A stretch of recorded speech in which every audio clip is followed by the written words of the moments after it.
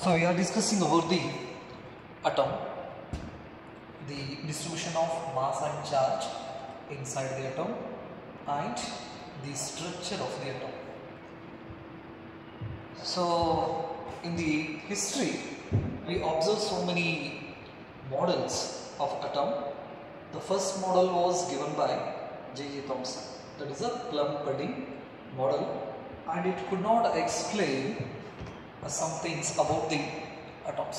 That is the stability of the atom, origin of spectral lines, Rutherford alpha scattering experiment, the distribution of positive charge inside the atom.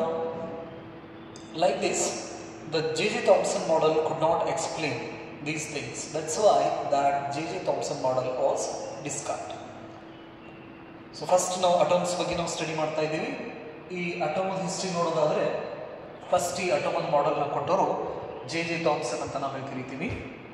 ಈ J.J. Thomson ಅವರು atomic model ಪ್ರಕಾರ ಈ plum ಪಡಿಂಗ್ model ಅಂತ ನಾವು ಕರಿತೀವಿ. ಆ plum ಪಡಿಂಗ್ ಮಾಡೆಲ್ನಲ್ಲಿ positive charge uniform ಆಗಿ distribute ಆಗಿರ್ತೈತಿ, ನೆಗೆಟಿವ್ ಚಾರ್ಜು ಫಿಕ್ಸ್ಡ್ ಆಗಿ ಕೂತಿರ್ತೈತಿ ಅಂತ ಹೇಳ್ತಾರೆ. ಆ ಮಾಡೆಲು ಅಟಮ್ದ ಸ್ಟೆಬಿಲಿಟಿ ಬಗ್ಗೆ ಹೇಳೋದಿಲ್ಲ. ಅಟಮ್ದಲ್ಲಿ ಪಾಸಿಟಿವ್ ಚಾರ್ಜು ಯಾವ ರೀತಿ ಡಿಸ್ಟ್ರಿಬ್ಯೂಟ್ ಆಗೈತಿ ಅನ್ನೋದ್ರ ಬಗ್ಗೆ ಕ್ಲಿಯರ್ ಇನ್ಫಾರ್ಮೇಷನ್ ಇರೋದಿಲ್ಲ. ಅಂದರೆ ನ್ಯೂಕ್ಲಿಯಸ್ ಬಗ್ಗೆ ಯಾವುದೂ ಇನ್ಫಾರ್ಮೇಷನ್ ಕೊಡೋಂಗಿಲ್ಲ. ನೆಕ್ಸ್ಟು ಮಾಸ್ ಡಿಸ್ಟ್ರಿಬ್ಯೂಷನ್ ಮತ್ತು ಚಾರ್ಜ್ ಡಿಸ್ಟ್ರಿಬ್ಯೂಷನ್ಸ್ ಬಗ್ಗೆ ಇನ್ಫಾರ್ಮೇಷನ್ಸ್ನ ಕರೆಕ್ಟಾಗಿ ತಿಳಿಸೋದಿಲ್ಲ. ಸೊ ಹಾಗಾಗಿ ಈ J.J. ಥಾಮ್ಸನ್ ಮಾಡೆಲ್ ಏನಾಗ್ತೈತಿ, ಫೇಲ್ ಆಗ್ತೈತಿ. ಅದಾದ ನಂತರ ರುದರ್ಫೋರ್ಡ್ ಅವರ್ alpha scattering experiments at the suggestion of Rutherford is collaborators Hans Marsden, that is Geiger and Ernst Marstein. Geiger and Marstein ಅವರು ಏನು ಮಾಡ್ತಾರೆ, ಕೆಲವೊಂದಿಷ್ಟು ಎಕ್ಸ್ಪೆರಿಮೆಂಟ್ಸ್ ಅನ್ನು ಪರ್ಫಾರ್ಮ್ ಮಾಡ್ತಾರೆ. ಆ ಕೆಲವೊಂದಿಷ್ಟು ಎಕ್ಸ್ಪೆರಿಮೆಂಟ್ಸ್ ನಲ್ಲಿ ಈ ಆಲ್ಫಾ ಸ್ಕ್ಯಾಟರಿಂಗ್ ಎಕ್ಸ್ಪೆರಿಮೆಂಟ್ ಕೂಡ ಒಂದು. ಸೊ ಹಾಗಾದ್ರೆ ಅವಾಗಲೇ ನಾವು ಡಿಸ್ಕಷನ್ ಮಾಡಿದ್ವಿ ಆಲ್ಫಾ ಸ್ಕ್ಯಾಟರಿಂಗ್ ಎಕ್ಸ್ಪೆರಿಮೆಂಟ್ಸ್ ಅರೇಂಜ್ಮೆಂಟ್ ಹೆಂಗಿರ್ತೈತಿ. ಸೊ ಆ ಆಲ್ಫಾ ಸ್ಕ್ಯಾಟರಿಂಗ್ ಎಕ್ಸ್ಪೆರಿಮೆಂಟ್ಸ್ ಇಂದ ಏನೆಲ್ಲ ನಮಗೆ ಇನ್ಫಾರ್ಮೇಷನ್ಸ್ ಗೊತ್ತಾಗೋ, ಅಬ್ಸರ್ವೇಷನ್ಸ್ ಏನೆಲ್ಲ ಅಬ್ಸರ್ವೇಷನ್ಸನ್ನು ಮಾಡಿದ್ರು ಅನ್ನೋದನ್ನ ನಾವು ಆಲ್ರೆಡಿ ಡಿಸ್ಕಷನ್ ಮಾಡಿದ್ದೀವಿ. ಸೊ ಹಾಗಾದರೆ ಈ ಗೋಲ್ಡ್ ಫಾಯಿಲ್ ಎಕ್ಸ್ಪೆರಿಮೆಂಟ್ಸ್ನಲ್ಲಿ they used gold atoms. They assume that the arrangement of those gold atoms are like this. So ಇದಕ್ಕೆ ಅಂದರೆ ಗೋಲ್ಡ್ ಫಾಯಿಲನ್ನು ಯೂಸ್ ಮಾಡ್ತಾರೆ ಅವರು. ಆ ಗೋಲ್ಡ್ ಫಾಯಿಲ್ನಲ್ಲಿ ಅಟಮ್ಸ್ ಯಾವ ರೀತಿ ಅರೇಂಜ್ಮೆಂಟ್ ಆಗಿದಾವಪ್ಪ ಅಂದರೆ ಈ ರೀತಿ ಮೋನೋಲೇಯರ್ ಅಂತ ನಾವು ಕರಿತೀವಿ ಇದಕ್ಕೆ. ಅಂದರೆ ಒಂದು ಅಟಮ್ ಆದ ನಂತರ ಒಂದು ಅಟಮ್, ಒಂದು ಅಟಮ್ ಆದ ನಂತರ ಒಂದು ಅಟಮ್, ಹೆಂಗೆ ಮುತ್ತು ಪೋಣಿಸಿದಾಗ ಮುತ್ತಿನ ಸರ ಹಿಂಗೆ ಇರ್ತಿತ್ತಲ್ಲ, ಆ ಥರ ಈ ಗೋಲ್ಡ್ ಫಾಯಿಲ್ ಐತಿ ಅಂತ ಹೇಳಿ ಅಸ್ಯೂಮ್ ಮಾಡಿಕೊಂಡ್ರು. This is the gold foil.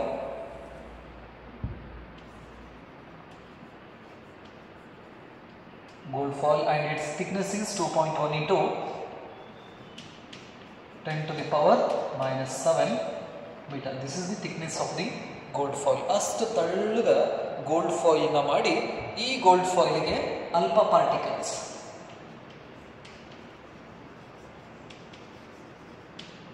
alpha particle is nothing but what? That is a helium nucleus, and these alpha particles are having a high velocity or high energy, that is a 5.5 million electron volt. This is the energy of these alpha particles. So when we compare the mass of this alpha particle and this mass of this gold foil nucleus or gold nucleus, the mass of the gold nucleus is 50 times greater than the mass of this alpha particles. So ಅಂದರೆ ಈ alpha particles ಮಾಸ್ಕಿನ 50 ಪಟ್ಟು ಜಾಸ್ತಿ gold foil mass ಇರ್ತೈತಿ. ಹಾಗಾಗಿ during this experiment these atoms or molecules or the nucleus are immobile ಅಂತ ಹೇಳ್ತೀವಿ. ಈ alpha particles ಬಂದು ಗುದ್ದಿದ್ರು ಕೂಡ ಇವೇನು ಮಿಸ್ಬೋದಿಲ್ಲ. ಯಾಕಂದರೆ ಅಲ್ಫಾ ಪಾರ್ಟಿಕಲ್ಕಿನ ಇದ್ರದ್ದು ಮಾಸ್, ನ್ಯೂಕ್ಲಿಯಸ್ ಮಾಸ್ ಎಷ್ಟು ಟೈಮ್ ಜಾಸ್ತಿ ಇರ್ತೈತಿ, 50 ಟೈಮ್ ಜಾಸ್ತಿ ಇರ್ತೈತಿ ನೆನಪಲ್ಲಿ. ಸೊ ಅಂದರೆ ಇದ್ರದ್ದು 1 kg ಇತ್ತಂದ್ರೆ ಮಾಸ, ಇದ್ರದ್ದು 50 kg ಮಾಸ್ ಇರ್ತೈತಿ. ಈಗ 50 kgಗೆ 1 kg ಬಂದು ಗುತ್ತಂದ್ರೆ 50 kgಗೆ ಏನೂ ಆಗೋಂಗಿಲ್ಲ. ಹಾಗೆ ಇದು ಅಲ್ಫಾ ಪಾರ್ಟಿಕಲ್ಸ್. ನೆಕ್ಸ್ಟ್ ಇದ್ರದ್ದು ವೆಲಾಸಿಟಿ, ಹೈ ವೆಲಾಸಿಟಿ ಇರೋದ್ರಿಂದ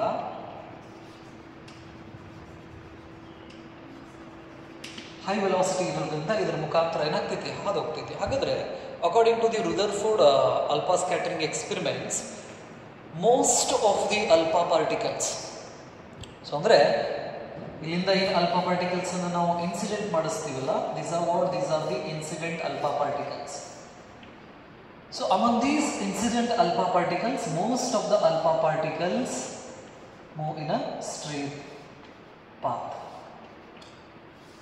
ಸೊ ಹಾಗಾದರೆ ನ್ಯೂಕ್ಲಿಯಸ್ ನಲ್ಲಿ ಈ ಅಟಮ್ಸ್ ಒಳಗಡೆ alpha particles, almost all alpha particles ಏನು ಮಾಡ್ತಾವೆ, ಸ್ಟ್ರೇಟ್ ಲೈನ್ದಲ್ಲಿ ಹೋಗ್ಬಿಡ್ತಾವೆ. ಇವನ್ನ ನಾವು ಮೂವಬಲ್ ಡಿಟೆಕ್ಟರ್ ಇಂದ ಡಿಟೆಕ್ಟ್ ಕೂಡ ಮಾಡ್ತೀವಿ ನಾವು. ಸೊ ಹಾಗಾದ್ರೆ what it indicates, the most of the alpha particles move in a straight through the gold foil or a gold atom. So this indicates these alpha particles are not experiencing any attractive or repulsive force or any collisions or any scattering. So some alpha particles are scattered with the different directions like this. ಕೆಲವೊಂದಿಷ್ಟು alpha particles ಅವು ಹೋಗೋ directions ನಿಂದ ಒಂದು particular angles ನಲ್ಲಿ directions ಅನ್ನ change ಮಾಡಿಕೊಂಡು scattered ಆಗಕ್ಕೆ ಚಾಲು ಆಗ್ತೈತಿ. ಸೊ ಈ ಆಂಗಲ್ಗೆ ನಾವು ಆಂಗಲ್ ಆಫ್ ಸ್ಕ್ಯಾಟರಿಂಗ್ ಅಂತ ಕರಿತೀವಿ. Angle of scattering. ಸೊ ಹಾಗಾದ್ರೆ 0.14% of the incident alpha particles scattered more than 1 degree. So ಅಂದರೆ 1 ಡಿಗ್ರಿಗಿನ ಜಾಸ್ತಿ ಎಷ್ಟು ಅಲ್ಫಾ ಪಾರ್ಟಿಕಲ್ಸ್ ಸ್ಕ್ಯಾಟರ್ಡ್ ಆಗ್ತಾವೆ ಅಂದರೆ 0.14% ಅಲ್ಫಾ ಪಾರ್ಟಿಕಲ್ಸ್ 1 ಡಿಗ್ರಿಗಿನ ಹೆಚ್ಚಿಗೆ ಆಂಗಲ್ಸ್ ಒಳಗಡೆ ಸ್ಕ್ಯಾಟರ್ಡ್ ಆಗ್ತಾವೆ. ರೈಟ್. ನೆಕ್ಸ್ಟ್ ನಾವು ಸಪೋಸ್ ಒಂದು ವೇಳೆ ಇಲ್ಲಿ ಏನಾದರೂ 8,000 ಅಲ್ಫಾ ಪಾರ್ಟಿಕಲ್ಸನ್ನು ಕಳಿಸಿದ್ರೆ, 8,000 ಅಲ್ಫಾ ಪಾರ್ಟಿಕಲ್ ಕಳಿಸಿದ್ರೆ ಅದರಲ್ಲಿ ಒಂದು ಅಲ್ಫಾ ಪಾರ್ಟಿಕಲ್ ಮಾತ್ರ ಗ್ರೇಟರ್ ದ್ಯಾನ್ 90 ಡಿಗ್ರಿದಲ್ಲಿ ಸ್ಕ್ಯಾಟರ್ಡ್ ಆಗ್ತೈತಿ. ಸೊ ಇಲ್ಲಿಂದ ಹೋಗಿ ಒಂದು ಅಲ್ಫಾ ಪಾರ್ಟಿಕಲ್ ಹೆಂಗೆ ಹೋಯ್ತು ಅಂದರೆ ಅದು ಗ್ರೇಟರ್ ದ್ಯಾನ್ 90 ಅಂತ ಹೇಳಿದ್ರೆ ಹಿಂಗಾದರೂ ಬರ್ಬೋದು, ಅದು ಅಲ್ಫಾ ಪಾರ್ಟಿಕಲು ಹಿಂಗಾದರೂ ಹೋಗ್ಬೋದು. So these are the observations done by, that is Geiger and Marsden in their experiment. So ಈ ರುದರ್ಫೋರ್ಡ್ ಅಲ್ಫಾ ಸ್ಕ್ಯಾಟರಿಂಗ್ ಎಕ್ಸ್ಪೆರಿಮೆಂಟ್ಸಲ್ಲಿ ಸ್ಕ್ಯಾಟರಿಂಗ್ ಎಕ್ಸ್ಪೆರಿಮೆಂಟ್ಸನ್ನು ಸ್ಟಡಿ ಮಾಡಿದ ಮೇಲೆ ಅವ್ರು 3 ಪಾಯಿಂಟನ್ನು ತಿಳಿಸ್ಕೊಡ್ತಾರೆ ನಮಗೆ. ಒಂದನೇದು ಏನಂದರೆ, most of the incident alpha particles move in a straight path, means without experiencing or suffers the scattering. ಎರಡನೇ point, so in incident alpha particles only the 0.14% of the alpha particles scatters more than 1 degree. The third observation was, so about 1 alpha particle in 8,000 incident alpha particles reflects a greater than 90 degree ಅಂತ ಹೇಳ್ತಾರೆ. These are the observations done by the Geiger and Marsden. So ಹಾಗಾದ್ರೆ ಇಲ್ಲಿ ಒಂದೇ ಅಟಮ್ನ ನಾವು ತಗೊಂಡು study ಮಾಡಿದ್ರೆ, let's consider, so this one is the atom of gold foil.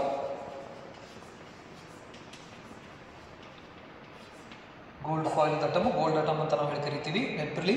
So ಹಾಗಾದ್ರೆ ಇಲ್ಲಿಂದ ಅಲ್ಫಾ ಪಾರ್ಟಿಕಲ್ಸ್ ಅನ್ನು ನಾವೇನು ಮಾಡ್ತಾ ಇದ್ದೀವಿ, ಕಳಿಸ್ತಾ ಇದ್ದೀವಿ. ಸೊ ಹಾಗಾದ್ರೆ this is the centre of the atom. If we draw A line which is passes through the centre of this atom, this line is called central line of nucleus ಅಂತ ನಾವು ಹೇಳ್ತೀವಿ. ಇದಕ್ಕೆ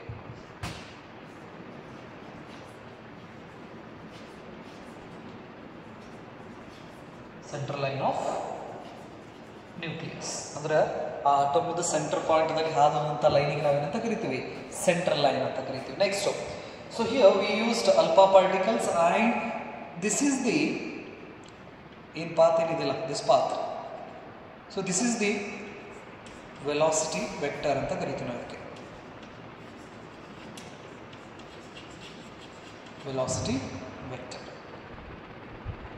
ಸೊ ಹಾಗಾದರೆ from this experiments they come to conclude that there is a dense, tiny, dense nucleus is there at the center of the atom ಅಂತ ಹೇಳ್ತಾರೆ. ಅಂದರೆ ಈ 3 ಅಬ್ಸರ್ವೇಷನ್ಸ್ನಿಂದ ಒಂದು ಕನ್ಕ್ಲೂಷನ್ಗೆ ಏನು ಬರ್ತಾರೆ ಅಂದರೆ, if the alpha particle is getting back into the same path So it indicates the alpha particle must experience a strong repulsive force at the center of the atom. So ಹಾಗಾದರೆ alpha particle ಕೂಡ positive charge ನೆನಪಿರಲಿ, nucleus ಕೂಡ positive charge, alpha particle ಕೂಡ positive charge. ಹಾಗಾದರೆ ಇಲ್ಲಿಂದ positive charge ಹೋಗ್ತಾ ಇದ್ದಾವು. This is also a positive charge.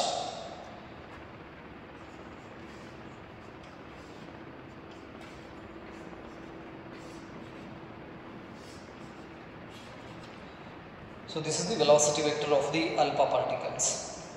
So ಹಾಗಾದರೆ the perpendicular distance between the central line of the nucleus and the velocity vector of alpha particles.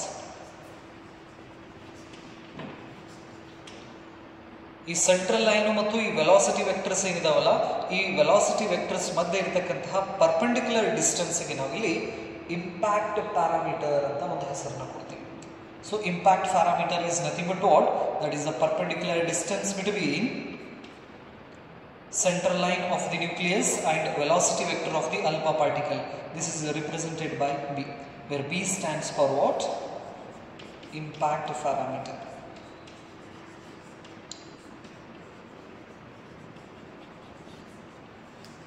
Impact parameter ಅಂತ ನಾವು ಕರೀತೀವಿ. So ಹಾಗಾದ್ರೆ see, if the alpha particle move on this central line, ಇಲ್ಲಿಂದ alpha particle ಹೊಡೆದಪ್ಪ ಅಂದರೆ ಇದು positive charge ಇದೆ, ಇದು ಪಾಸಿಟಿವ್ ಚಾರ್ಜ್ ಇದೆ.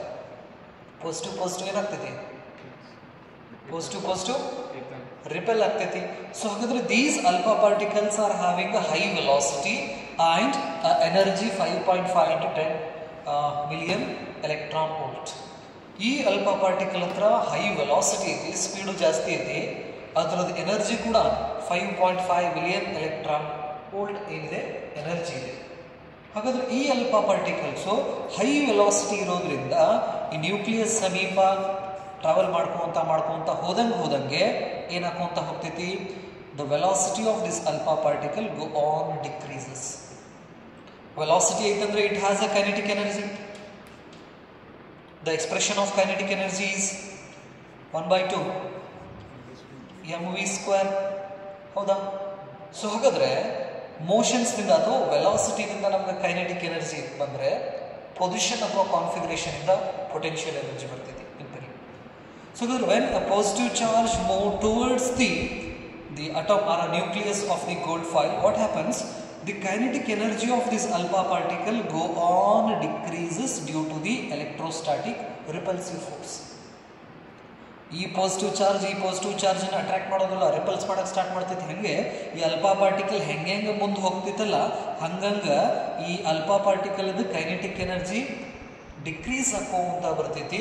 ಒಂದು ಪರ್ಟಿಕ್ಯುಲರ್ ಡಿಸ್ಟೆನ್ಸಿಗೆ ಬಂದ ತಕ್ಷಣವೇ ಈ ಅಲ್ಫಾ ಪಾರ್ಟಿಕಲ್ಸ್ ಕಂಪ್ಲೀಟ್ ಅದರದ್ದು ಕೈನೆಟಿಕ್ ಎನರ್ಜಿನ ಝೀರೋ ಮಾಡ್ಕೊಂಡ್ಬರ್ತೈತಿ. At this position the kinetic energy of the alpha particle is equal to 0 because of repulsive force, electrostatic repulsive force. So at this point we can say the kinetic energy of this alpha particle is completely converted into the potential energy. ಹೇಳ್ಬೋದಾ? ಇಲ್ಲಿಂದ alpha particle ಬರಾಕತ್ತಿದೆ ಅಂದ್ರೆ ಅದರ ಹತ್ರ velocity ಐತಿ ಅಂದ್ರೆ kinetic energy ಐತಿ. So ಹಾಗಾದ್ರೆ ಇಲ್ಲಿಂದ ಅಲ್ಫಾ ಪಾರ್ಟಿಕಲ್ ಬರಾಕತ್ತೈತಿ, ಇಲ್ಲಿ ಪಾಸಿಟಿವ್ ನ್ಯೂಕ್ಲಿಯಸ್ ಇದೆ, ಪಾಸಿಟಿವ್ ರಿಪಲ್ಸ್ ಆಗೋದ್ರಿಂದ ಇದು ಬರ್ತಕ್ಕಂಥ ಸ್ಪೀಡ್ ಕಡಿಮೆ ಹಾಕೋಂತ ಬಂದು ಒಂದು ಪರ್ಟಿಕ್ಯುಲರ್ ಡಿಸ್ಟೆನ್ಸಿಗೆ ಬಂದು ಸ್ಟಾಪ್ ಆಗುತ್ತೆ. ಸ್ಟಾಪ್ ಆಯ್ತು ಅಂದರೆ ಇದನ್ನು ಕೈನೆಟಿಕ್ ಎನರ್ಜಿ ಪೊಸಿಷನ್ಸ್ನಲ್ಲಿ ಏನಾಗ್ತೈತಿ? 0. ಹಾಗಾದರೆ ಆಬ್ಜೆಕ್ಟು ರೆಸ್ಟ್ದಲ್ಲಿದೆ ಅಂತ ಹೇಳಿದರೆ it possesses a potential energy. Due to rest it possesses potential energy. Therefore at this location the total kinetic energy of the alpha particle is converted into potential energy. ಇಲ್ಲಿ alpha particle ಇದೆ, alpha particle, ಇಲ್ಲಿ ನಮಗೆ nucleus ಇದೆ, ಯಾವುದು? Gold foil nucleus ಇದೆ. ಹೌದಾ? So ಹಾಗಾದರೆ nucleus ಅಂತ ಕನ್ಸಿಡರ್ ಮಾಡಿದಪ್ಪ ಅಂತ ಹೇಳಿದರೆ, ಸೊ ದ ಡಿಸ್ಟೆನ್ಸ್ ಬಿಟ್ವೀನ್ ಇಲ್ಲಿಂದ ಹಿಡಿದು ಇಲ್ಲಿ ಮಟ ಸೆಂಟರ್ ಟು ಸೆಂಟರ್, ಈ ಡಿಸ್ಟೆನ್ಸಿಗೆ ನಾವೇನಂತ ಕರಿತೀವಿ ಅಂದರೆ that is the distance of closest approach ಅಂತ ನಾವು ಕರಿತೀವಿ. ಅದನ್ನು R0 ಇಂದ ರೆಪ್ರೆಸೆಂಟ್ ಮಾಡ್ತೀವಿ. ಸೊ ಹಾಗಾದರೆ R0 stands for what? That is the distance between the centre of the alpha particle and centre of the nucleus. ಇವೆರಡರದ್ದು ಸೆಂಟರ್ ಟು ಸೆಂಟರ್ ಈ distance ಏನಿದೆಯಲ್ಲ, this one is distance of closest approach.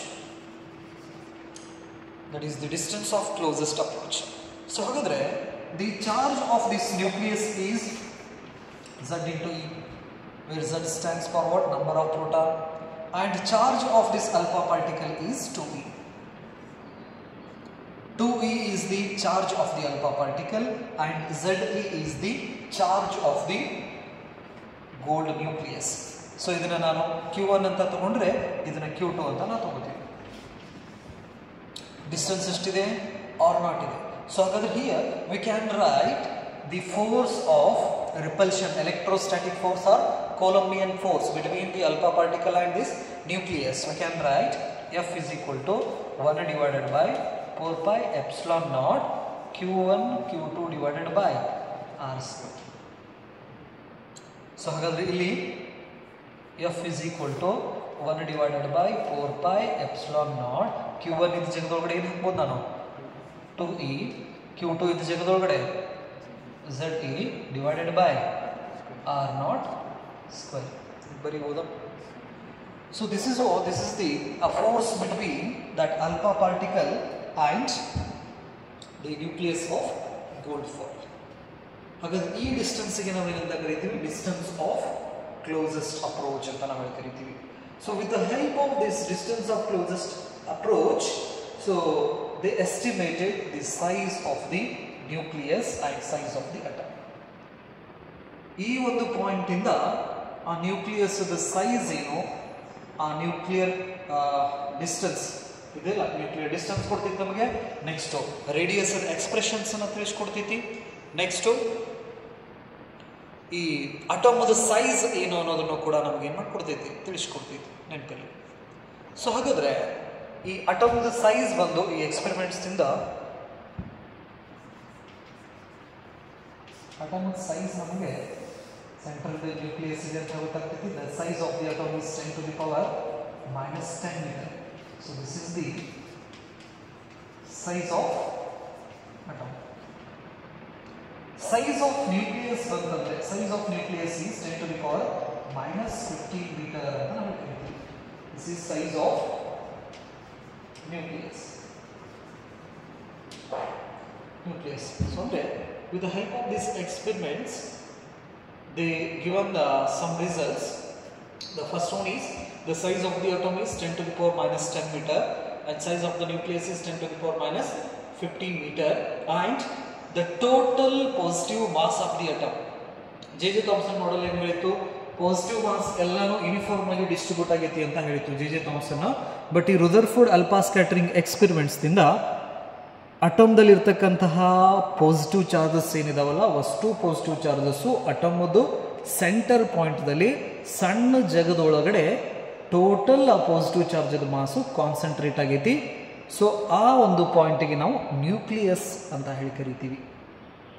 So ಹಾಗಾಗಿ ಹೂ Discover the nucleus ಅಂತ ಹೇಳಿದರೆ Rutherford alpha scattering experiment. ಈ alpha scattering ಎಕ್ಸ್ಪೆರಿಮೆಂಟ್ಸ್ನಿಂದ ನಮಗೆ ಅಟಮ್ದೊಳಗಡೆ nucleus ಐತಿ, ಅದು ಸೆಂಟರ್ದೊಳಗಡೆ ಐತಿ.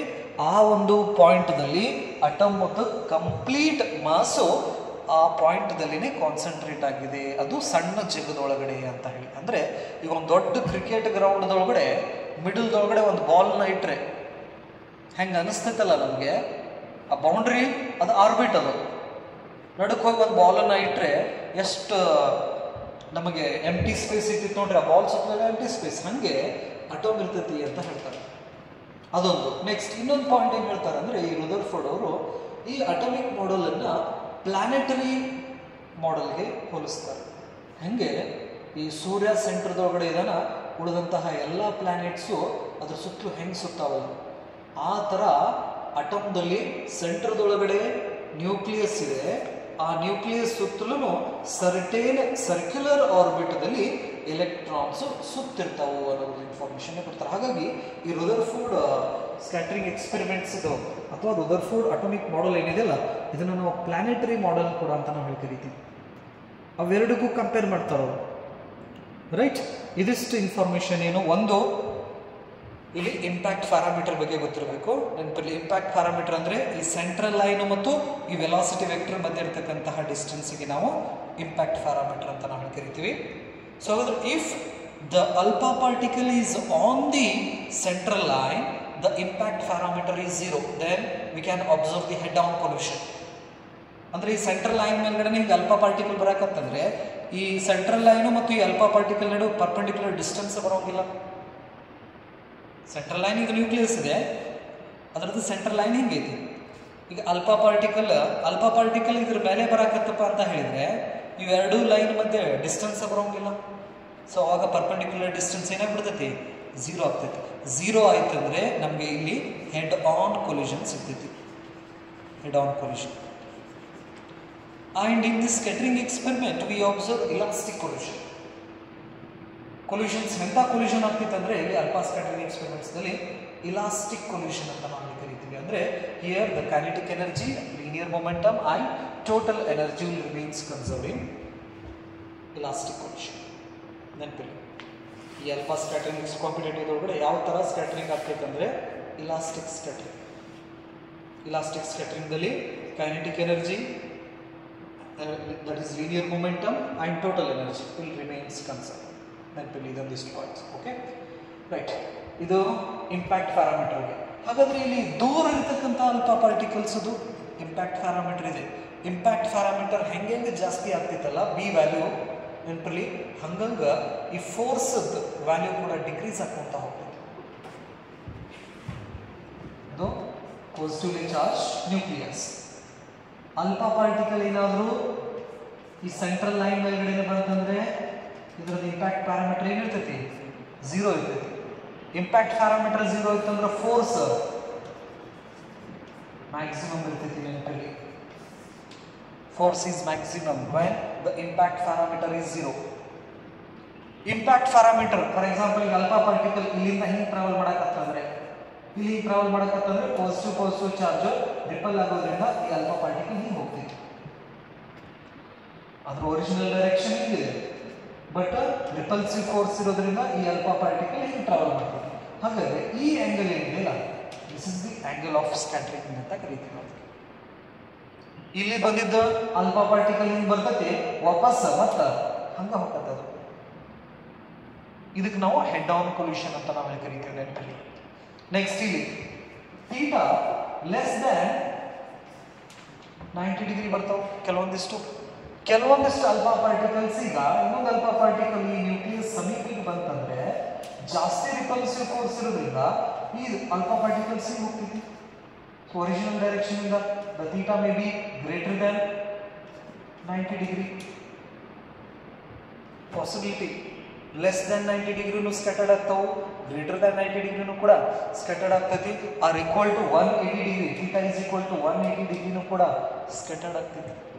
So what it indicates the impact parameter. ನೆನಪಿರಿ, ಸೊ ಇಂಪ್ಯಾಕ್ಟ್ ಪ್ಯಾರಾಮೀಟರ್ ಹೆಂಗೆ ಇನ್ಕ್ರೀಸ್ ಆಕೋತಾ ಹೋಗ್ತೈತಲ್ಲ ಹಾಗೆ ಫೋರ್ಸು ಡಿಕ್ರೀಸ್ ಆಕೋತಾ ಹೋಗ್ತೈತಿ. ನೆನಪಲ್ಲಿ that is a repulsive force. Therefore B increases the repulsive force between the alpha particle and this nucleus decreases. So ಹಾಗಾಗಿ ನಮಗೆ ಬೇರೆ ಬೇರೆ ಆ್ಯಂಗಲ್ಸ್ನಲ್ಲಿ ಸ್ಕ್ಯಾಟರ್ಡ್ ಆದಂತಹ ಅಲ್ಫಾ ಪಾರ್ಟಿಕಲ್ಸ್ ಸಿಗ್ತವೆ. ಆ ಅಲ್ಫಾ ಪಾರ್ಟಿಕಲ್ಸನ್ನು ತೊಗೊಂಡು ನಾವು ಗ್ರಾಫ್ ಕೂಡ ಪ್ಲಾಟ್ ಮಾಡ್ತೀವಿ. ನಿನ್ನೆ ಲಾಸ್ಟ್ ಸೆಷನ್ಸ್ ಒಳಗಡೆ ಡಿಸ್ಕಷನ್ ಮಾಡಿದೆ. That is the number of scattered particle and scattering angle ಅಂತ ಹೇಳಿ ಇಷ್ಟು ಇನ್ಫಾರ್ಮೇಷನ್ಸ್ ನಿಮಗೆ ಯಾವುದು ಈ ರುದರ್ಫೋರ್ಡ್ ಎಕ್ಸ್ಪೆರಿಮೆಂಟ್ಸ್ನಿಂದ ಗೊತ್ತಿರಬೇಕು. So however here in this case closest approach of the distance of closest approach, the kinetic energy of the alpha particle is equal to the potential energy ಅಂತ ನಾವು ಕರಿತೀವಿ. ಯಾವುದು ಇಲ್ಲಿದೆ kinetic energy expression ಏನು ಬರೀಬಹುದು ನಾವು ಇಲ್ಲಿ.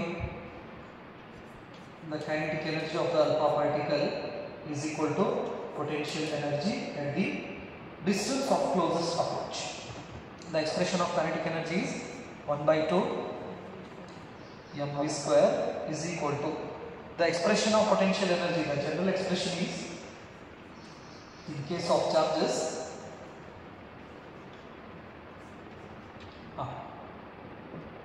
ಈ ಥರ ನಾವು ಜನರಲ್ ಎಕ್ಸ್ಪ್ರೆಷನ್ನ ಬರಿತೀವಿ. ಸೊ ಹಾಗಾದರೆ ಇದನ್ನು ನಾವು ಈ ಸಿಚುವೇಶನ್ಸಿಗೆ ಬರೆಯೋದಾದರೆ mv square. So here m stands for what? Mass of the alpha particle, and v stands for what? Velocity of the alpha particle.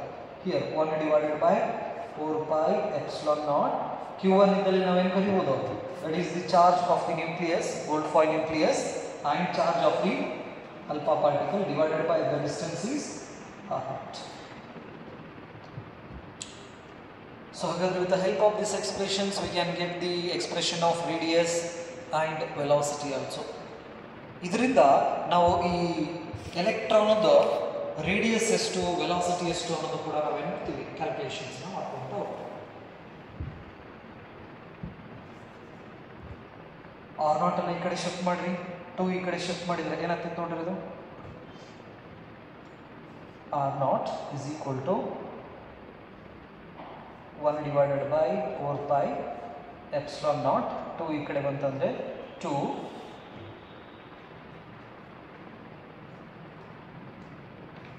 2z e square divided by m v square. So ಹಾಗಾದರೆ ಇವೆರಡು cancel ಆಗ್ತಾವ, cancel ಆಗಿ ಏನು ಉಳಿತೈತಿ ಇಲ್ಲಿ, r naught is equal to z e square divided by 5 epsilon naught m v square. So this gives the radius. Check ಮಾಡ್ರಿ, ಇದು radius ಎಷ್ಟು ಬರ್ತೈತೆ, r is equal to, that is e square 4 pi epsilon naught, ಇಲ್ಲಿ kinetic energy ಇದಲ್ಲ, kinetic energy and potential energy.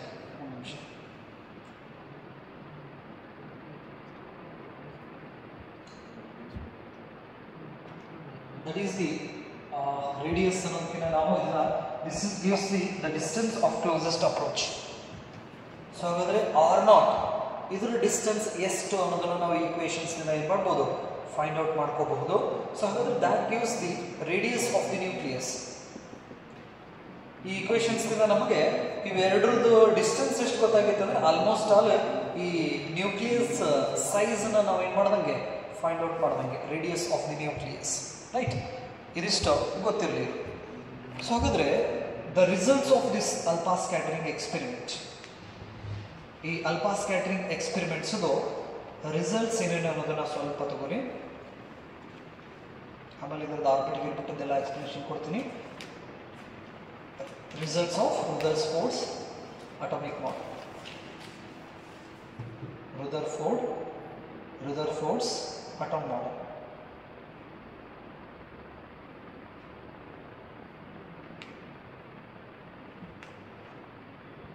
Rutherford's atom model. First result, every atom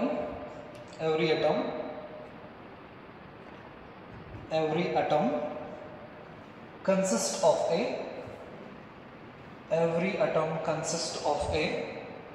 a tiny central core. Every atom consists of a tiny central core called atomic nucleus. Every atom consists of a tiny central core called the atomic nucleus, in which the entire positive charge, in which the entire positive charge and almost entire mass of the atom, in which the entire positive charge and almost entire mass of the atom are concentrated.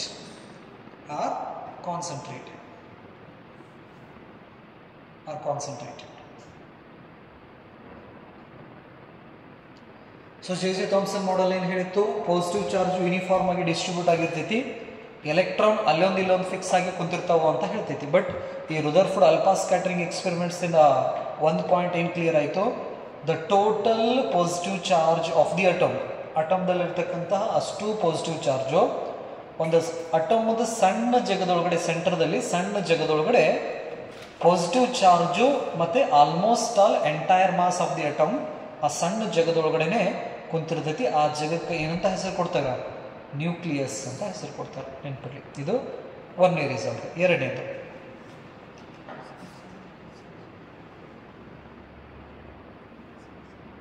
Size of nucleus. Size of nucleus ಎಷ್ಟು? Size of nucleus 10 to the power minus 15 meter, that is the size of nucleus. And size of atom 10 to the power minus 10 meter. So ಈ 10 to the power minus 15 ಮೀಟರ್ಗೆ ನಾವು Fermi ಅಥವಾ femto ಕೂಡ ಅಂತ ಹೇಳಿ ಕರಿತೀವಿ, ನೆನಪಲ್ಲಿ. 10 to the power minus 15 metre ಏನಿದೆಯಲ್ಲ ಸೈಜ್ ಆಫ್ ದಿ ನ್ಯೂಕ್ಲಿಯಸ್, ಇದಕ್ಕೆ ನಾವು ಫರ್ಮಿ ಅಂತ ಕೂಡ ಕರಿತೀವಿ, ನೆನಪಲ್ಲಿ. Fermi stands for 10 to the power minus 15 metre. 10 to the power minus 10 ಗೆ ನಾವು ಅನ್ಸ್ಟ್ರಾಂಗ್ ಅಂತ ಕರಿತೀವಿ.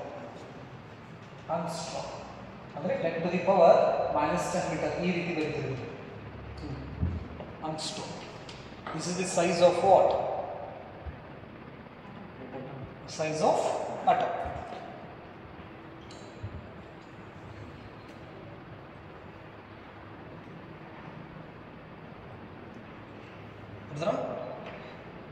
ಸೊ ಅಂದರೆ ಈ ಅಲ್ಫಾ ಸ್ಕ್ಯಾಟರಿಂಗ್ ಎಕ್ಸ್ಪೆರಿಮೆಂಟ್ಸ್ ಇಂದ ನಮ್ಗೆ ಏನು ಗೊತ್ತಾಯಿತು, ಪಾಸಿಟಿವ್ ಮಾಸ್ ಹೆಂಗೆ ಡಿಸ್ಟ್ರಿಬ್ಯೂಟ್ ಆಗೈತಿ, ಎಲ್ಲಿ ಐತಿ ಅನ್ನೋದು ಗೊತ್ತಾಗ್ತೈತಿ, ನೆನಪಲ್ಲಿ. ನೆಕ್ಸ್ಟ್ ಅಟೋಮದ ಸೈಜ್ ಏನು, ನ್ಯೂಕ್ಲಿಯಸ್ ಅದ ಸೈಜ್ ಏನು ಅನ್ನೋದು ಕ್ಲಿಯರ್ ಆಗ್ತೈತಿ ರುದರ್ಫೋರ್ಡ್ ಸ್ಕ್ಯಾಟರಿಂಗ್ ಇಂದ. ಮೂರನೇ point,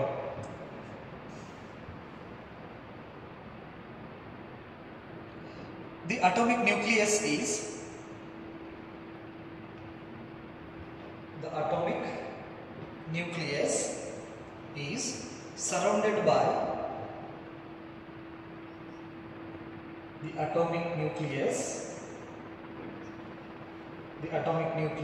is surrounded by certain number of, the atomic nucleus is surrounded by certain number of electrons, certain number of electrons.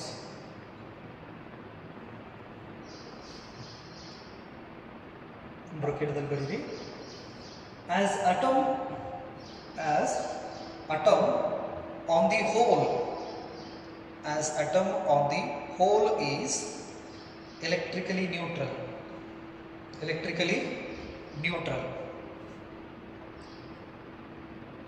the total negative charge of electron, neutral, the total negative charge of electrons surrounding the nucleus,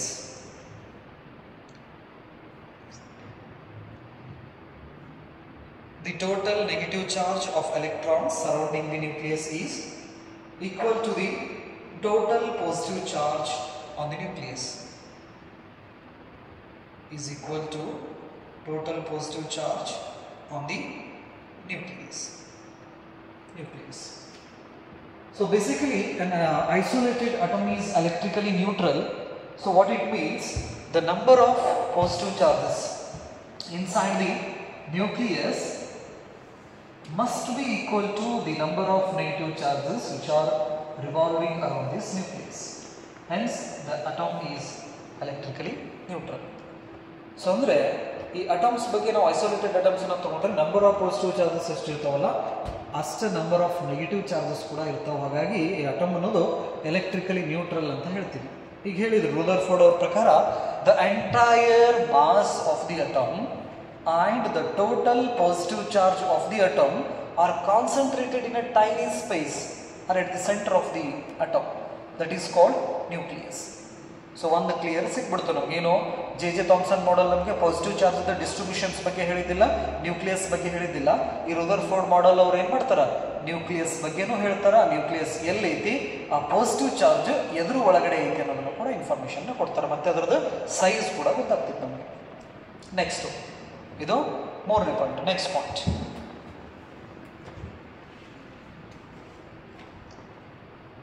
These electrons revolve around the nucleus. These electrons revolve around the nucleus.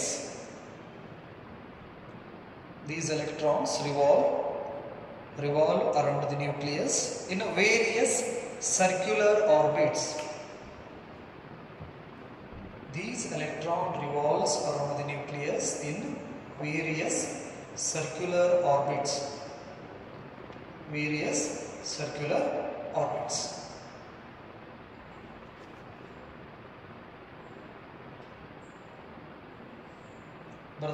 Circular orbits. ಬ್ರಾಕೆಟ್ದಲ್ಲಿ ಬರಬೇಕು. ಅಂದರೆ ಈ nucleus ಸುತ್ತಲೂ negative charges ಏನಿದಾವಲ್ಲ, ಆ negative charges ಒಂದು circular orbit ಒಳಗಡೆ ಏನಕ್ಕಿರ್ತಾವ, ಆ nucleus ಸುತ್ತಲೂ ಸುತ್ತಿರ್ತಾವ ಅಂತ ಹೇಳ್ತೈತಿ. ಜೆ ಥಾಮ್ಸನ್ ಮಾಡಲು ನೆಗೆಟಿವ್ ಚಾರ್ಜಸ್ ಫಿಕ್ಸ್ಡ್ ಆಗಿ ಕುಂತಿರ್ತಾವ ಅಂತ ಹೇಳ್ತೈತಿ ಅಲ್ಲಿ. ಬಟ್ ರದರ್ಫೋರ್ಡ್ ಮಾಡಲ್ ಏನು ಹೇಳ್ತೈತಿ, ಫಿಕ್ಸ್ ಇರೋದಿಲ್ಲ. ಅವು ಆ ನ್ಯೂಕ್ಲಿಯಸ್ ಸುತ್ತಲೂ ಒಂದು ಸರ್ಟೇನ್ ಆರ್ಬಿಟ್ದಲ್ಲಿ, ಸರ್ಕ್ಯುಲರ್ ಆರ್ಬಿಟ್ ಒಳಗಡೆ ಆ ಎಲೆಕ್ಟ್ರಾನ್ಸ್ ಏನಕ್ಕಿರ್ತಾವ, ಸುತ್ತಿರ್ತಾವ ಅನ್ನೋದ್ರ ಇನ್ಫಾರ್ಮೇಶನ್ ಕೊಡ್ತೈತಿ. Right, in bracket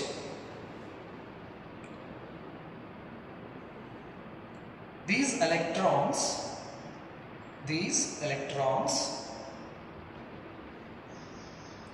as do the planets, these electrons as do the planets around the sun.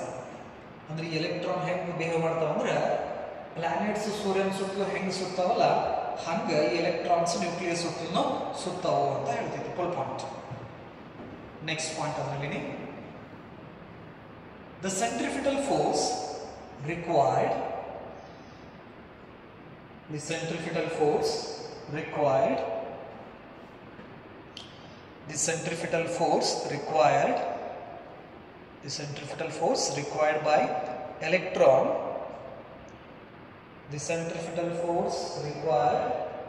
by electron, for revolution. The centrifugal force required by electron for revolution is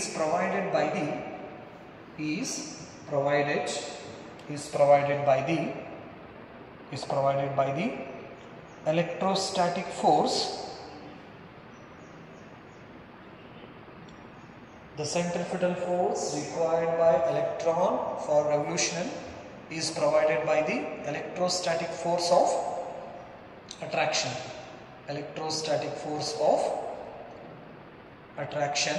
Between the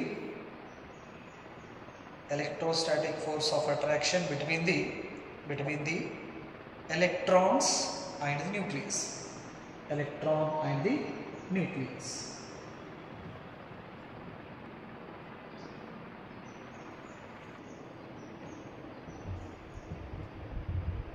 So according to the Rutherford atomic model, the positive charge, the total or entire positive charge of the atom is concentrated in a tiny space at the center of the atom, is called nucleus. So ಹಾಗಾಗಿ ಈ nucleus ನ Discovery ಮಾಡಿದವರು ಯಾರಂದ್ರೆ Rutherford ಅಂತ ನಾವು ಕರಿತೀವಿ. ನೆನಪಲ್ಲಿ. Next, the electrons revolves around the nucleus in a circular orbit.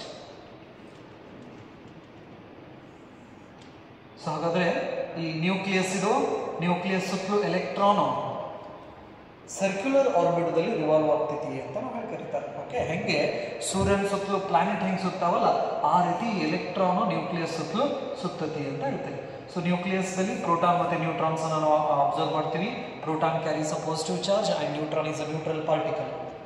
So there is a electrostatic force of attraction between this negative and this positive charge. So in the first year in mechanics we studied about the centrifugal force. If a particle is revolving in a circular orbit, it must require a centrifugal force. So ಹಾಗಾದ್ರೆ ಒಂದು object ಇರ್ಬೋದು, ಒಂದು particle ಇರ್ಬೋದು, circular ಆರ್ಬಿಟ್ದಲ್ಲಿ ಏನಾದರೂ ತಿರುಗಾಕತ್ತಿತ್ತಂದ್ರೆ ಅದಕ್ಕೆ compulsory ಆಗಿ ಏನ್ ಬೇಕು, ಸೆಂಟ್ರಿಫಿಟಲ್ ಫೋರ್ಸ್ ಬೇಕು ನೆನಪಲ್ಲಿ. ಆ ಸೆಂಟ್ರಿಫಿಟಲ್ ಫೋರ್ಸ್ ನಾವು ಗ್ರಾವಿಟೇಷನಲ್ ಫೋರ್ಸ್ ಇಂದ ತಗೋತೀವಿ, ಫ್ರಿಕ್ಷನಲ್ ಫೋರ್ಸ್ ಇಂದ ತಗೋತೀವಿ, ಎಲೆಕ್ಟ್ರೋಸ್ಟಾಟಿಕ್ ಫೋರ್ಸ್ ಇಂದ ನಾವು ಏನ್ ಮಾಡ್ತೀವಿ, ಆ ಸೆಂಟ್ರಿಫಿಟಲ್ ಫೋರ್ಸ್ ಅನ್ನ ತಗೋತೀವಿ, ಮ್ಯಾಗ್ನೆಟಿಕ್ ಫೋರ್ಸ್ ಇಂದ. ಸೊ ಹಾಗಾದ್ರೆ in this case this electron is revolving around the nucleus in a circular orbit. It must possesses a centrifugal force. This is compulsory in beko centrifugal force beko. We have the expression of centrifugal force mv square upon r. So here r stands for the radius, m stands for mass of an electron, and v is the linear velocity of the electron.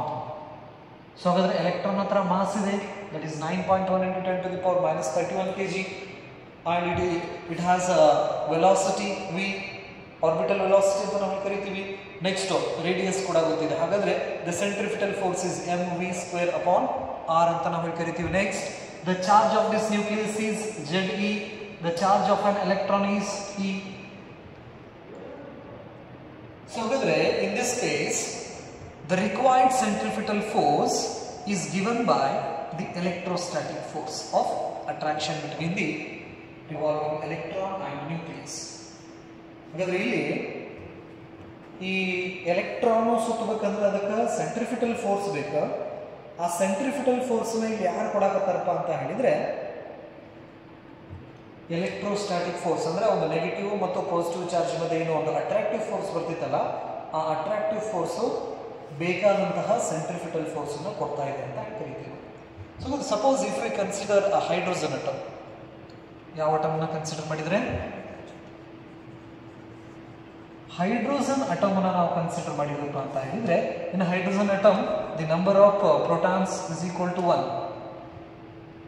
Proton ಎಷ್ಟು? ಒಂದೇ proton ಒಂದೇ electrons ಇರೋದ್ರಿಂದ hydrogen ಅಟಮ್ಗೆ ನಾವು ಈ expressions ಅನ್ನು ಹೆಂಗೆ ಬರೀಬಹುದು ಅಂದ್ರೆ mv square upon r is equal to electrostatic force, Coulomb force expression ಪ್ರಕಾರ 1 divided by 4 pi epsilon naught q1 q2 divided by r square ಅಂತ ನಾವು ಕರೀತೀವಿ. r stands for what? That is a radius, right, or distance between the negative and positive charge. So here mv square upon r 1 divided by 4 pi epsilon naught q1 ಇದ್ದಲ್ಲಿ ನಾವು ಏನು ಮಾಡ್ಕೋಬಹುದು, charge of the nucleus ಇಲ್ಲಿ 1 into E ಅಂತ ಹೇಳಿದ್ರೆ ಏನು ಬರ್ತೈತಿ, E ಬರ್ತೈತಿ. q2 ಅಂದ್ರೆ ಇದ್ರದ್ದು ಚಾರ್ಜ್ ಕೂಡ ಏನು, e divided by radius square x r. So ಹಾಗಾದ್ರೆ mv square upon r is equal to 1 divided by 4 pi epsilon naught e into e square divided by r square. ಎರಡು ಕಡೆ ಏನು cancel ಆಗ್ತೈತಿ, square ಮತ್ತೆ r cancel ಆಗ್ತೈತಿ, ಹೌದಾ? So ಹಾಗಾದ್ರೆ r ಅನ್ನ ಈ ಕಡೆ ಶಿಫ್ಟ್ ಮಾಡಿದ್ರೆ r is equal to e square divided by 4 pi epsilon naught m v square. So this is the expression of radius of the electron which is revolving around the nucleus in hydrogen. ಹಾಗಾದ್ರೆ hydrogen ಅಟಮ್ದಲ್ಲಿ ಆ electron ಎಷ್ಟು ದೂರದಲ್ಲಿ ಸುತ್ತಾ ಇರ್ತೈತಿ ಅನ್ನೋದನ್ನ calculation ಮಾಡೋಕ್ಕೆ ನಾವೇನು ಮಾಡ್ತೀವಿ, ಈ ಫಾರ್ಮುಲಾನ ಯೂಸ್ ಮಾಡ್ಕೋತೀವಿ.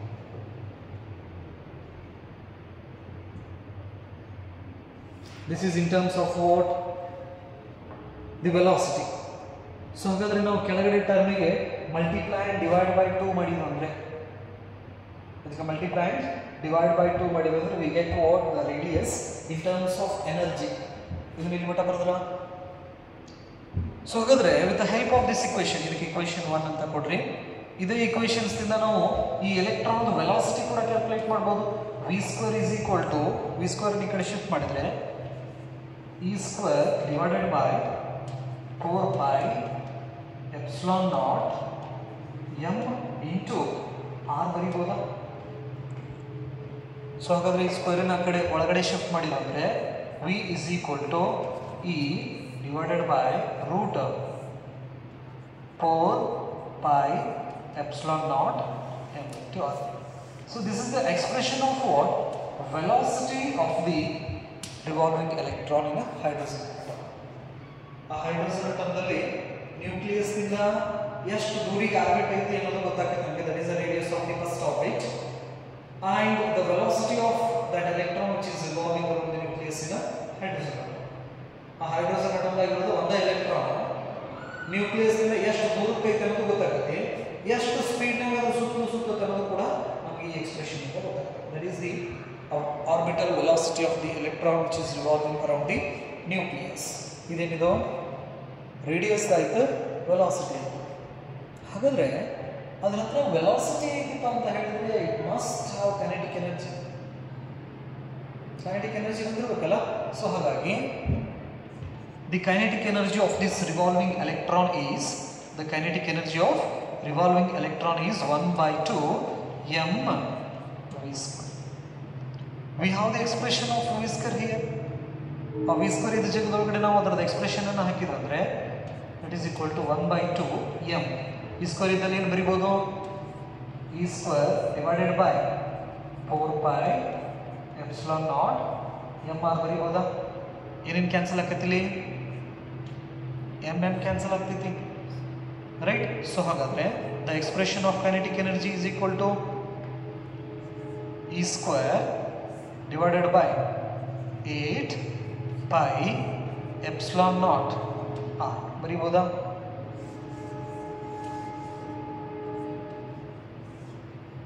So this is the kinetic energy of what? Revolving electron. ಹಾಗಾದ್ರೆ ಆ ಎಲೆಕ್ಟ್ರಾನ್ ಏನು ಸುತ್ತಿರ್ತದಲ್ಲ, ಆ ಸುತ್ತು ಎಲೆಕ್ಟ್ರಾನ್ ಕೈನೆಟಿಕ್ ಎನರ್ಜಿ ಎಷ್ಟಂದ್ರೆ e square divided by 8 pi epsilon naught r is the energy of that revolving electron. ಒಂದು ನ್ಯೂಕ್ಲಿಯಸ್ ನಿಂದ ಎಷ್ಟು ದೂರದಾಗ ತಿರುಗಾಕತ್ತೈತಿ, ಎಷ್ಟು ವೆಲಾಸಿಟಿದಲ್ಲಿ ತಿರುಗಾಕತ್ತೈತಿ, ಅದ್ರ ಹತ್ರ ಕೈನೆಟಿಕ್ ಎನರ್ಜಿ ಎಷ್ಟೈತಿ ಅನ್ನೋದು ನಮ್ಗೆ ಗೊತ್ತಾಗ್ತೈತಿ. ಹಾಗಾದ್ರೆ it have some distance from the nucleus. ಆ ಎಲೆಕ್ಟ್ರಾನ್ ರೇಡಿಯಸ್ ಐತಪ್ಪ ಅಂತ ಹೇಳಿದ್ರೆ ನ್ಯೂಕ್ಲಿಯಸ್ ನಿಂದ ಒಂದು ಸರ್ಟೆನ್ ಡಿಸ್ಟೆನ್ಸ್ ನಲ್ಲಿ ಅದು ಐತಿ ಅಂತ ಅರ್ಥ. Due to this configuration it possesses a potential energy. So ಹಾಗಾದ್ರೆ ಅದರ ಹತ್ರ ಕೈನೆಟಿಕ್ ಎನರ್ಜಿ ಐತಿ, ನ್ಯೂಕ್ಲಿಯಸ್ ಇಂದ ಸ್ವಲ್ಪ ದೂರ ಇರೋದ್ರಿಂದ ಅದರ ಹತ್ರ ಪೊಟೆನ್ಷಿಯಲ್ ಎನರ್ಜಿ ಬರ್ತೈತಿ. ಸೊ ಹಾಗಾದ್ರೆ that potential energy we have the expression of potential energy 1/4 pi epsilon naught q1 q2 divided by r. This is the general expression of potential energy. We study this expression in chapter number 2. Okay. So ಹಾಗಾದ್ರೆ ಇಲ್ಲಿ 1 divided by 4 pi epsilon naught q1 is charge of the nucleus is plus e, q2 is minus e. Energy ಬರಿಬೇಕಾದ್ರೆ charges nature ಅನ್ನು consider ಮಾಡ್ಕೊತೀವಿ. ನೆನಪಲ್ಲಿ positive charge ಇದ್ರೆ positive, negative charge ಇದ್ರೆ negative. So ಹಾಗಾದ್ರೆ ಇದರಿಂದ ನಮಗೆ ಫೈನಲ್ ಎಕ್ಸ್ಪ್ರೆಷನ್ ಬರ್ತೈತಿ ಪೊಟೆನ್ಷಿಯಲ್ ಎನರ್ಜಿ. ಈ ಪೊಟೆನ್ಷಿಯಲ್ ಎನರ್ಜಿನ ನಾವು ಯುದಿಂದ ಕೂಡ ರಿಪ್ರೆಸೆಂಟ್ ಮಾಡ್ತೀವ. So this is equal to 1 divided by 4 pi epsilon naught e into e is e square plus into minus minus e square divided by r. So this is what, this is the expression of ಇದನ್ನು ನಾವು ಹೀಗೆ ಕೂಡ ಬರೆಯಬಹುದು minus e square divided by 4 pi epsilon naught into r. ಇದು ಯಾವ energy? ಇದು potential energy. This is equation number. So ಹಾಗಾದ್ರೆ ಈ ರುದರ್ಫೋರ್ಡ್ ಅಲ್ಫಾ ಸ್ಕ್ಯಾಟರಿಂಗ್ ಎಕ್ಸ್ಪೆರಿಮೆಂಟ್ಸ್ ನಿಂದ ನಮಗೆ ನ್ಯೂಕ್ಲಿಯಸ್ ಅಂದ್ರೆ ಏನು ಗೊತ್ತಾಯಿತು, ಪಾಸಿಟಿವ್ ಚಾರ್ಜ್ ಹೆಂಗೆ ಡಿಸ್ಟ್ರಿಬ್ಯೂಟ್ ಆಗೈತೆ ಅನ್ನೋದು ಗೊತ್ತಾಯಿತು, ನ್ಯೂಕ್ಲಿಯರ್ ಸೈಜ್ ಗೊತ್ತಾಯಿತು, ಅಟಾಮಿಕ್ ಸೈಜ್ ಗೊತ್ತಾಯಿತು, ನೆಕ್ಸ್ಟ್ ಎಲೆಕ್ಟ್ರಾನ್ ಹೆಂಗೆ ಸುತ್ತತಿ ಅನ್ನೋದು ಕೂಡ ಹೇಳಿದ್ರು ನಮಗೆ. ಹಾಗಾದ್ರೆ ಒಂದು ಸರ್ಕ್ಯುಲರ್ ಆರ್ಬಿಟ್ದಲ್ಲಿ ಸುತ್ತಾಕತ್ತೈತಂದ್ರೆ ಆ ಸರ್ಕ್ಯುಲರ್ ಆರ್ಬಿಟ್ ರೇಡಿಯಸ್ ಎಷ್ಟು, ಆ ರಿವಾಲ್ವ್ ಆಗ್ತಕ್ಕಂಥ ಎಲೆಕ್ಟ್ರಾನ್ದು ವೆಲಾಸಿಟಿ ಎಷ್ಟು, ಅದರ ಹತ್ರ ಕೈನೆಟಿಕ್ ಎನರ್ಜಿ ಎಷ್ಟಿದೆ, ಅದರ ಹತ್ರ ಪೊಟೆನ್ಷಿಯಲ್ ಎನರ್ಜಿ ಎಷ್ಟಿದೆ. ಹಾಗಾದ್ರೆ the total energy of this revolving electron, ಇಲ್ಲಿ ಸುತ್ತಕ್ಕಂಥ ಈ ಎಲೆಕ್ಟ್ರಾನ್ ಟೋಟಲ್ ಎನರ್ಜಿ ಎಷ್ಟು ಅನ್ನೋದನ್ನು ಕೂಡ ಹೇಳ್ಕೊಡ್ತಾರೆ ಅವರು. therefore the total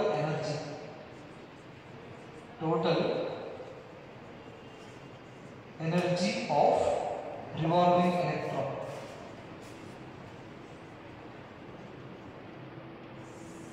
the total energy E is equal to, it is the sum of kinetic energy plus potential energy. Kinetic energy ಮತ್ತು potential energy ಇದ್ರೆ ಎರಡೂ ಸಮ ಏನಿರ್ತೈತಿ ಟೋಟಲ್ ಎನರ್ಜಿ ಆಗಿರ್ತೈತಿ. ಸೊ ಹಾಗಾದ್ರೆ ಎರಡು ಎಕ್ಸ್ಪ್ರೆಷನ್ಸನ್ನು ಇದರೊಳಗಡೆ ಸಬ್ಸ್ಟಿಟ್ಯೂಟ್ ಮಾಡಿ ಅಂದರೆ the kinetic energy expression is E square divided by 8 pi epsilon naught r. This is minus E square divided by 4 pi epsilon naught r. So अगर common entry होगी E square divided by 4 pi epsilon naught r common तगड़े 1 divided by 2 minus 1 उಳಿದಿತಾ. So ಹಾಗಾದ್ರೆ 1/2 minus 1 ಅಂತ ಹೇಳಿದ್ರೆ minus 1/2. So ಹಾಗಾಗಿ the final expression minus E square divided by 4 pi epsilon naught r. This is the expression of total energy of that revolving electrons. ನೋಡ್ರಿ ಇದು -1/2 ಅಂದ್ರೆ ಇದು 8 ಆಗ್ತದೆ.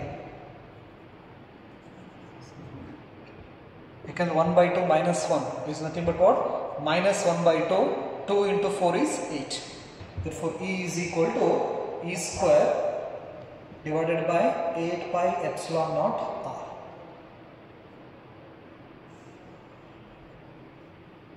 So here the total energy of this revolving electron is negative. So that negative sign indicates what? The electron is bound to the nucleus. Andre electron nucleus ಗೆ bound ಆಗೈತೆ due to attractive force ಅನ್ನೋದನ್ನ indicate ಮಾಡ್ತೈತೆ. ಆ final expression ಅನ್ನು ಬರೆದು ಅದರ ಕೆಳಗಡೆ ಬರೆಯಿರಿ. The total energy of revolving electron is negative.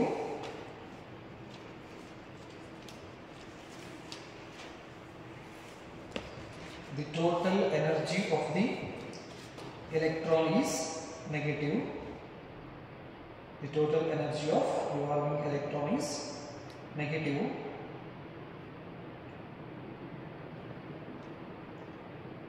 It means electron is bound to the nucleus.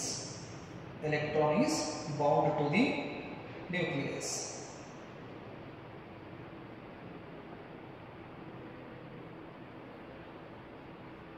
Electron bound to the nucleus. ಹಾಗಾಗಿ ಇದು ಸರ್ಕ್ಯುಲರ್ ಆರ್ಬಿಟಲ್ ಸುತ್ತುತ್ತೆ ಅಂತ ಹೇಳ್ತೀವಿ ನಾವು.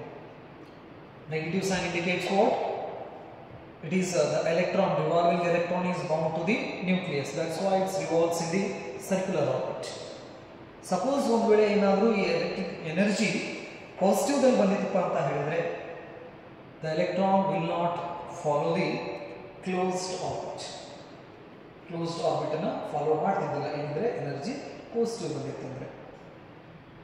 ಸೊ ಇದಿಷ್ಟು ಇನ್ಫಾರ್ಮೇಷನ್ ನಿಮಗೆ ಗೊತ್ತಿರಲಿ. ಯಾವುದು ಈ ರುದರ್ಫೋರ್ಡ್ ಅಲ್ಫಾ ಸ್ಕ್ಯಾಟರಿಂಗ್ ಎಕ್ಸ್ಪೆರಿಮೆಂಟ್ಸ್ ಮತ್ತು ಈ ಎಲೆಕ್ಟ್ರಾನ್ ಆರ್ಬಿಟ್ ಬಗ್ಗೆ ಗೊತ್ತಿರಲಿ. ಆರ್ಬಿಟದ ರೇಡಿಯಸ್ ಎಷ್ಟು, ಆ ಆರ್ಬಿಟದಲ್ಲಿ ಇರ್ತಕ್ಕಂಥ ಎಲೆಕ್ಟ್ರಾನ್ ವೆಲಾಸಿಟಿ ಎಷ್ಟು, ನೆಕ್ಸ್ಟು ಅದರ ಹತ್ರ ಇರ್ತಕ್ಕಂಥ kinetic energy, potential energy, total energy. ಆ ಟೋಟಲ್ ಎನರ್ಜಿದಲ್ಲಿ ನೆಗೆಟಿವ್ ಸೈನ್ ಏನು ಇಂಡಿಕೇಟ್ ಮಾಡ್ತೈತೆ ಅನ್ನೋದು ಕೂಡ ನಮ್ಗೆ ಗೊತ್ತಿರಲಿ.